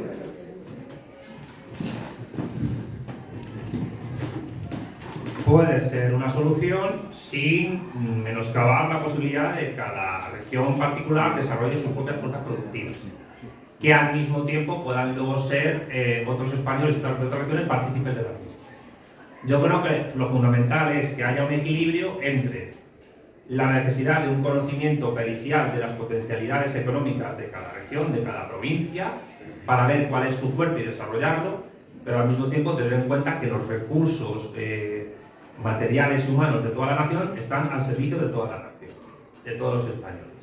Y por tanto, no habría que negar trasvases, no ya solo de fuerzas productivas, en el sentido de pues, medios de producción ganadero, agrícola, pesquero, industrial, incluso turístico, ¿por qué no? Pero también material, es decir, el Duero tiene un caudal que para otras regiones de España le vendría muy bien, el Ebro, etc. Claro, ¿qué eso qué implica? Pues, como mínimo, empezar a cuestionar cómo está organizado el Estado de las autonomías. Y la necesaria reindustrialización de España requiere no solo, no me gusta esta palabra, pero bueno, repensar la política económica española, sino la organización administrativa territorial de España.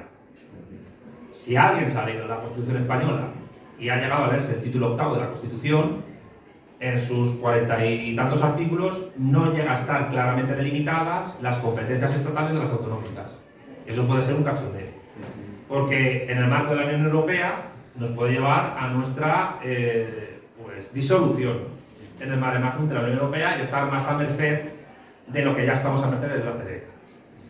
Pero vamos, en conclusión, yo creo que tiene que haber un equilibrio entre tener en cuenta que los recursos del Estado son del Estado, pero también que se potencie y se estudie la capacidad de cada región o de cada provincia a la medida de sus posibilidades. Y eso implicaría mejorar la situación de esas regiones y de su población, por supuesto.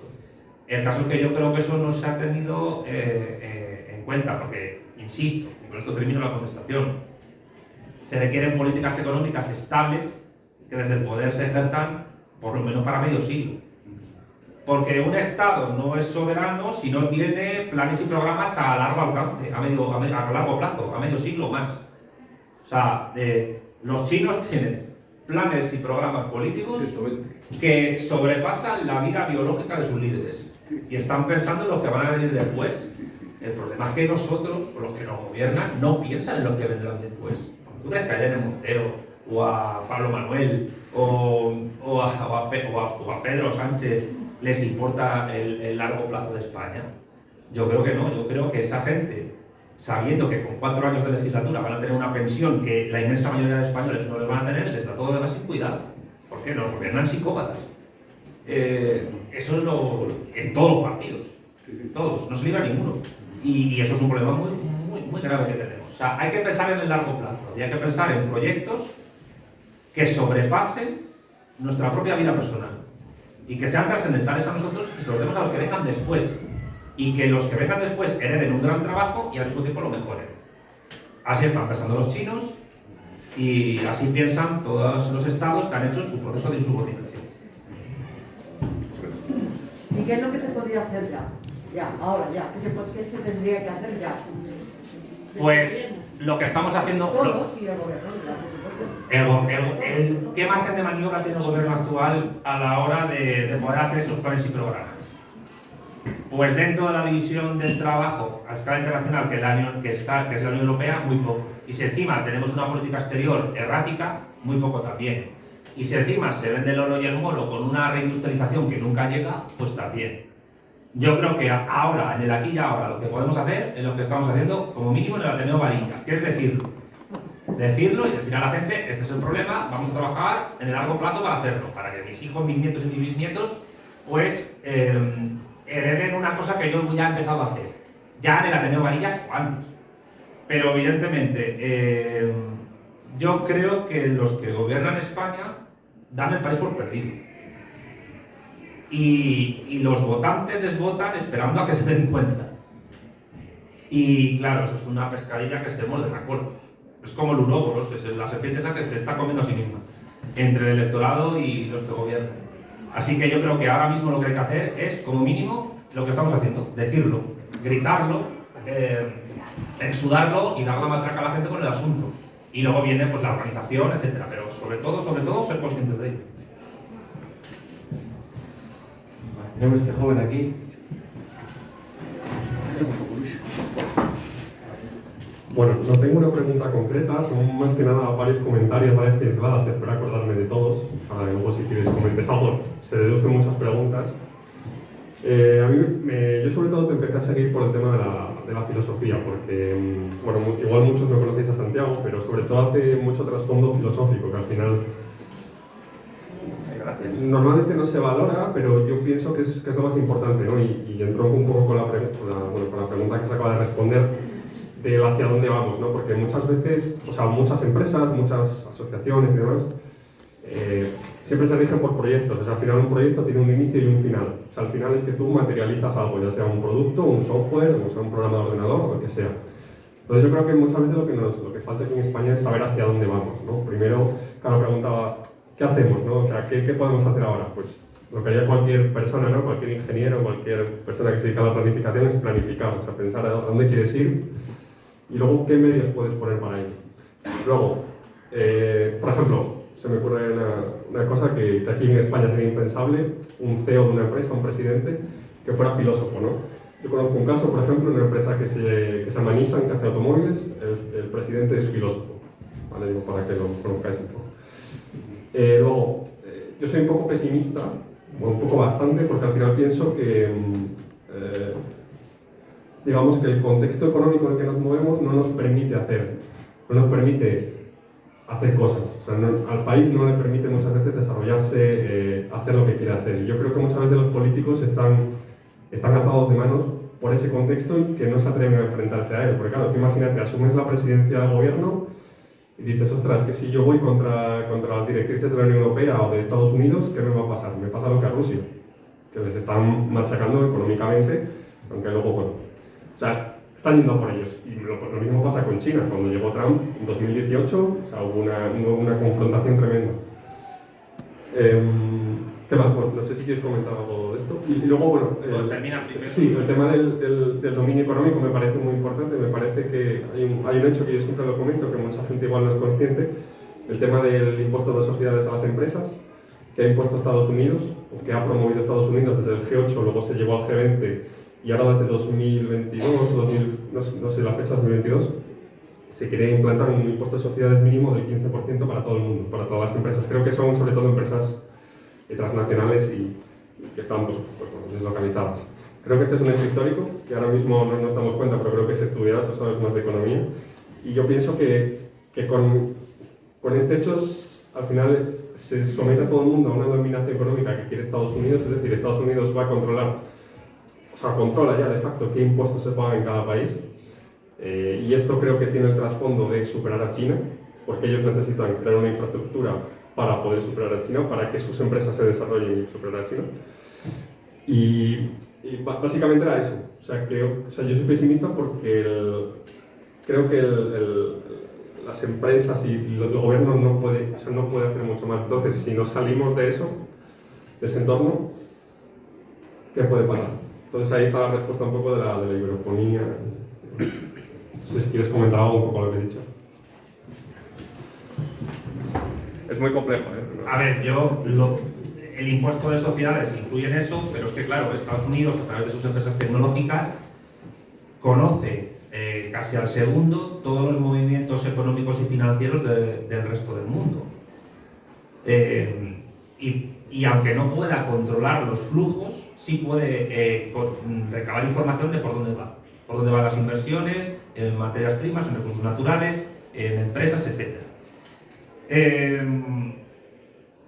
Claro que no solo eso sirve para tratar de combatir el crecimiento hegemónico de China.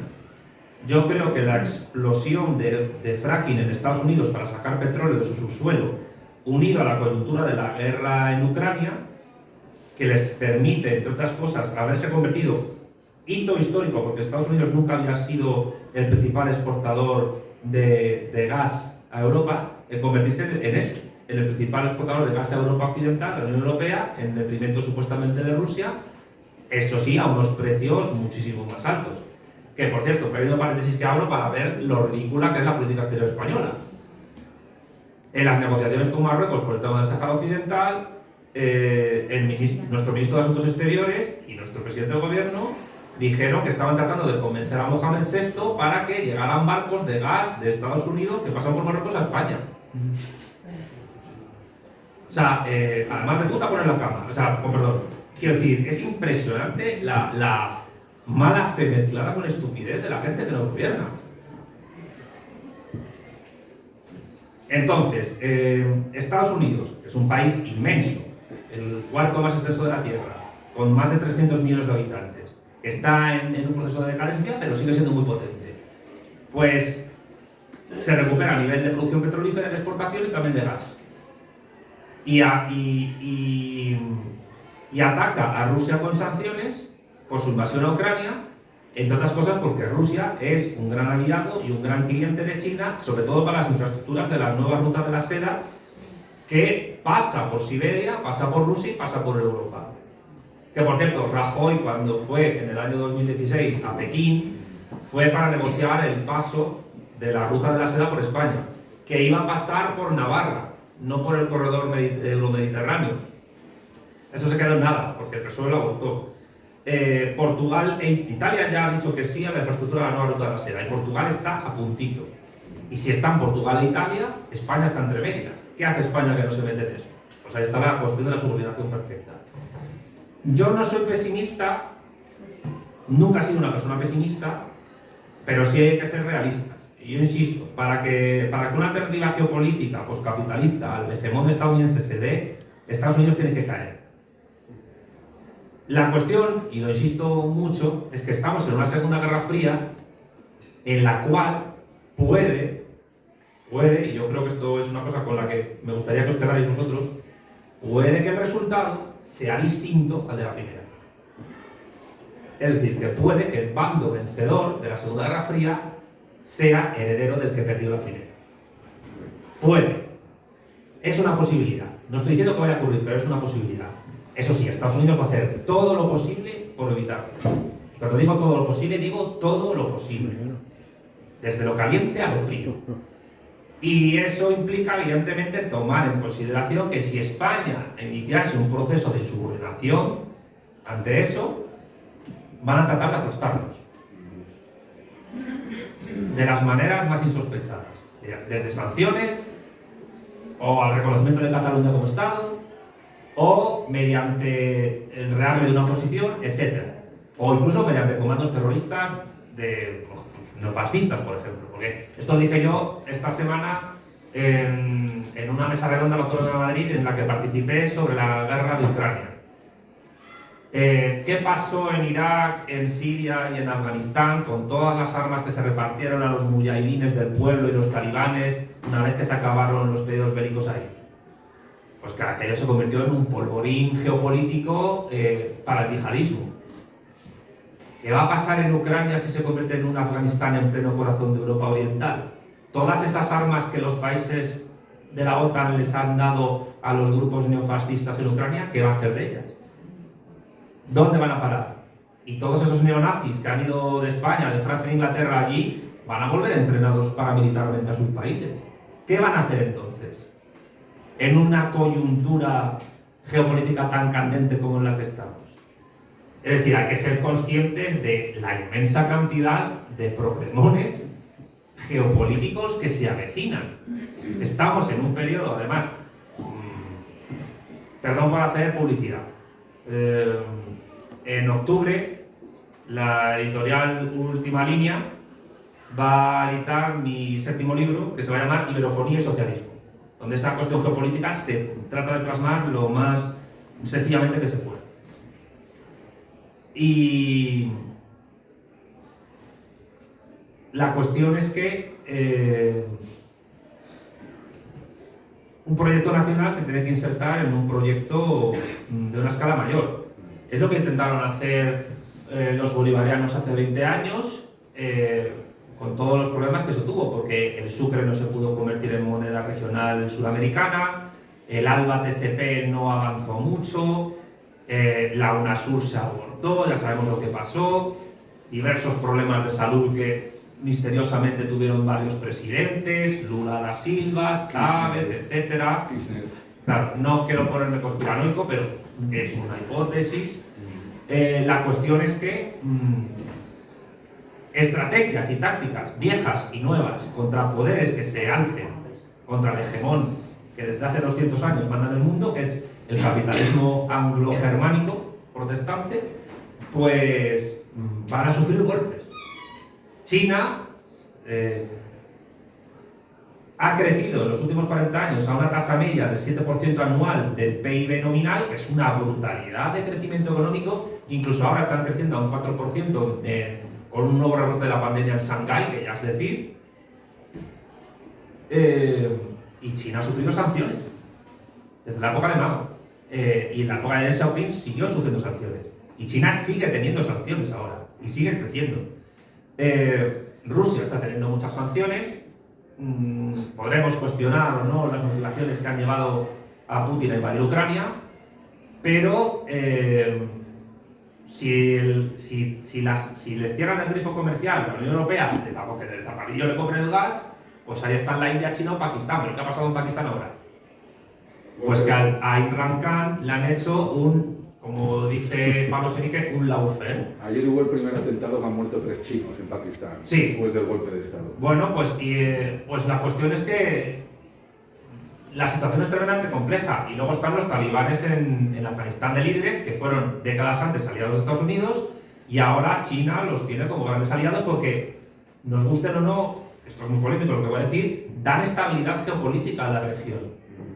¿Qué ocurriría si los talibanes caen y surge un grupo más radical o peor que ellos? Que pueda haberlo perfectamente en Afganistán. Es decir, el Daesh está enfrentado a los talibanes. Asia Central es un polvorín. Oriente Medio también es un polvorín. Pero es que Europa es un polvorín. Y Europa, esto lo digo, y la gente que defiende tanto el derecho internacional, pues se suele olvidar de estas cosas, pero Europa es el lugar del mundo donde más guerras ha habido. Entonces, produce sonrojo escuchar a Pedro Sánchez decir que nunca había habido una situación bélica tan peligrosa en Europa desde la Segunda Guerra Mundial. Y digo yo, cáspita, y la guerra de los Balcanes que fue. Y que fue la destrucción de Sarajevo y de Belgrado, el bombardeo de Belgrado, que por cierto conllevó la destrucción de la embajada china, con el bombardeo de Clinton. Eso es algo de los chinos no olvidan. O sea, que quede constancia que cualquier tipo de insurrección va a sufrir golpes duros, incluso a nivel filosófico. A ver, la filosofía no da de comer, salvo que seas profesor de filosofía o escribas libros de filosofía. No da de comer. Pero sí es verdad que puede ayudar a construir proyectos de este tipo, de insurrección. Pero no la filosofía en general, sino de determinados tipos de filosofía. No vale cualquier cosa.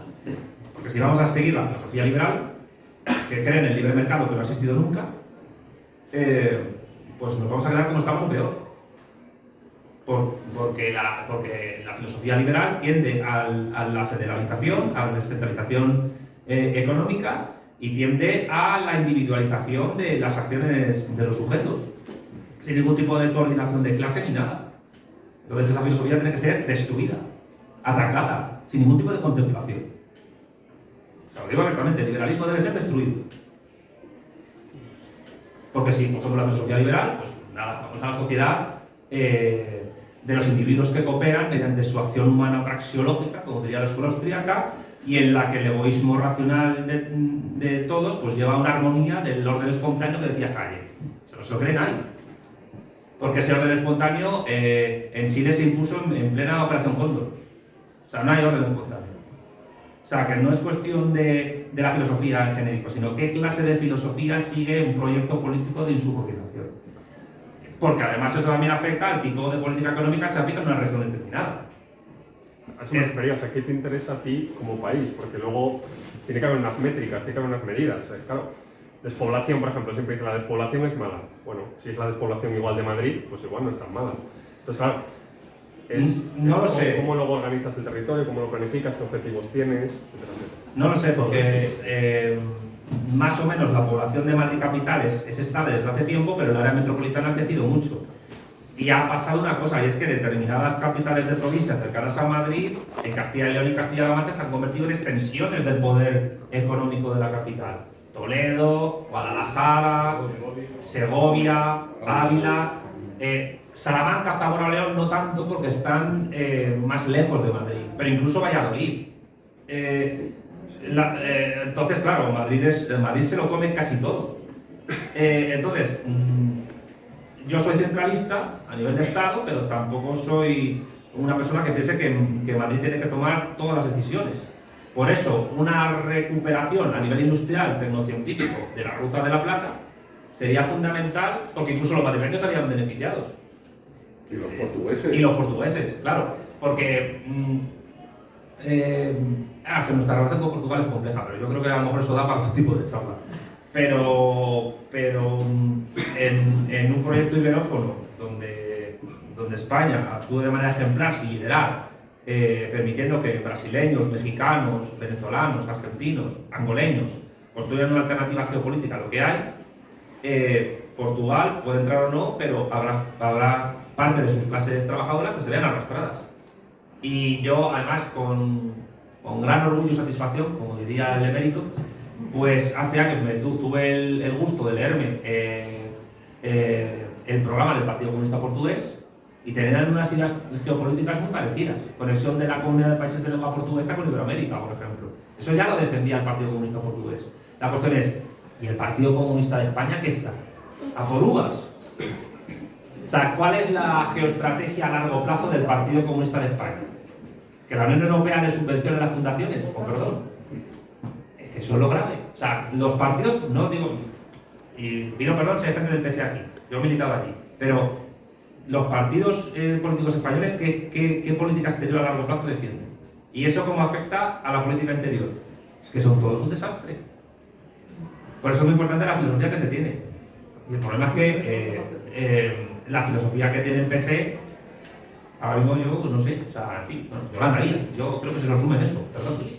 En dos palabras, Yolanda Díaz. Así que nada, yo creo que responderé. Tengo una pequeña concesión. Pues, si os parece, una última pregunta y podemos ir cerrando este contubernio. ¿Sí? ¿La última? Sí. Bueno, es muy breve. Otro de los comentarios que se me quedó un poco es el tema de la tecnología, ¿no? Y los perfiles más tecnológicos. Yo creo que cuando hablaste, por ejemplo, del paro estructural, creo que es un gran problema y tiene solución. Lo que pasa es que la solución es muy compleja. Ahora mismo se están demandando muchos perfiles en las empresas. Se puede ver en el mercado de trabajo tecnológicos, de programación, de redes, de 5G.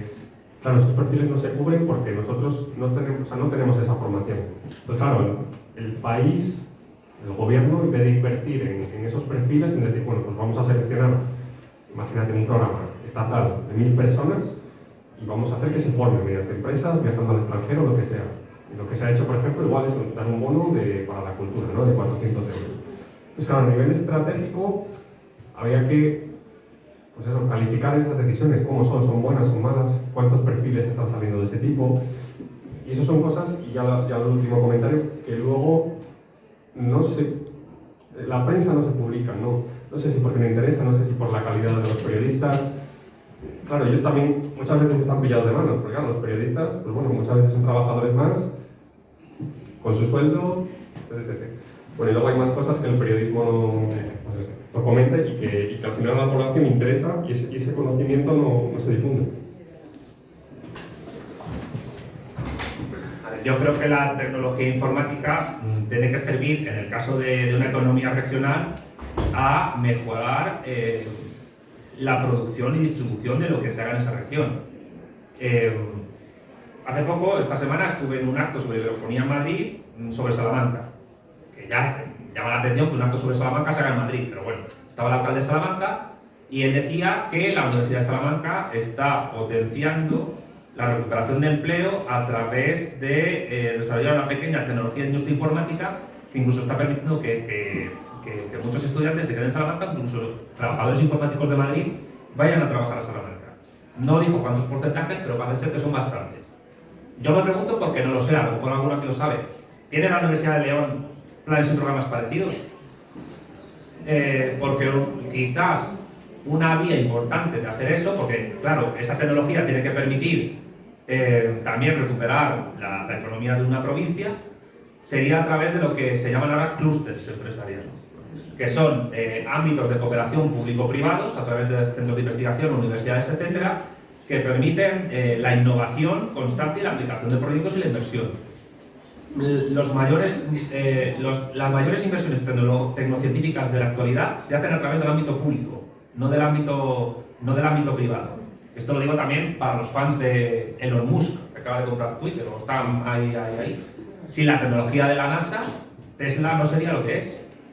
O sea, quiero decir, es la tecnología de la NASA, que es una institución pública científico-militar estadounidense, a través de la cual Elon Musk ha podido desarrollar sus cohetes. A una escala más pequeña,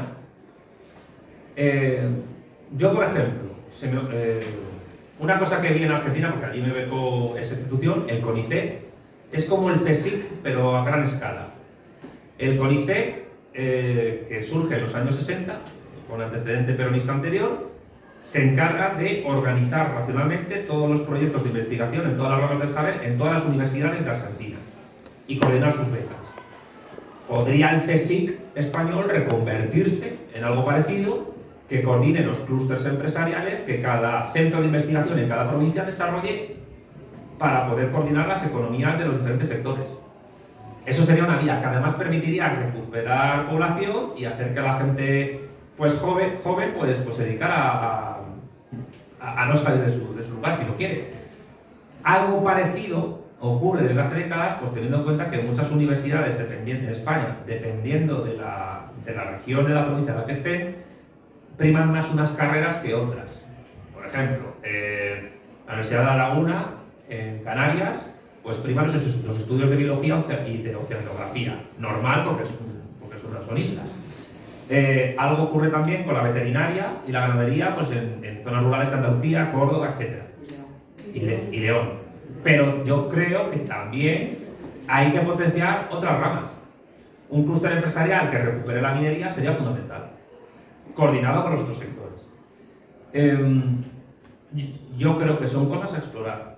Y si no se han explorado, a lo mejor ha sido muy parcialmente, pero las posibilidades que ello tiene son tremendas. Y más aprovechando la tecnología informática que te permite conocer todo movimiento y toda información económica que se produzca en un instante determinado en segundos.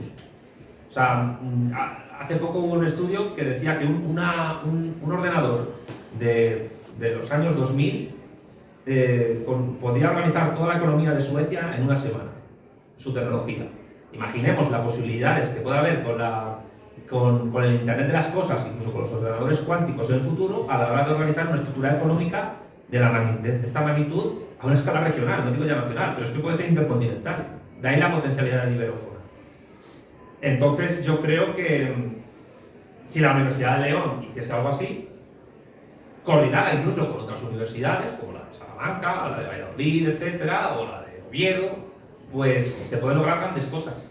Pero claro, para eso se necesitan, insisto, planes y programas estatales a largo plazo que permitan estructurar todo eso sin que encima ninguna oposición interna o externa te lo descoyunte mediante una sanción, mediante la financiación de una oposición fuerte o incluso mediante una invasión.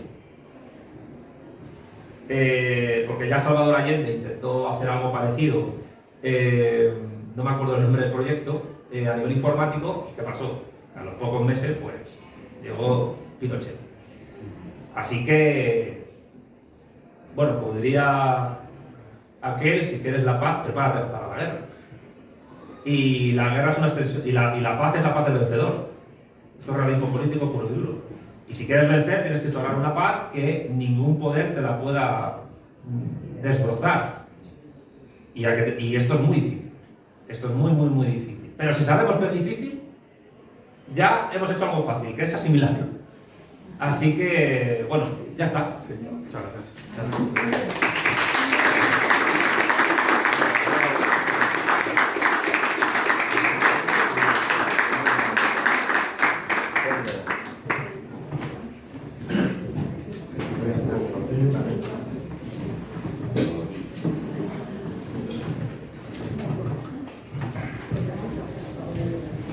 Bueno, pues concluimos esta charla, debate, coloquio. Muchas gracias, Santiago, por haber venido. Invitado a hablar, por ejemplo, se me ocurre, de lo de Portugal, como leoneses y vecinos que somos de Portugal. Y gracias a todo el mundo por haber asistido y quedáis invitados para futuras charlas. Así que, muchas gracias.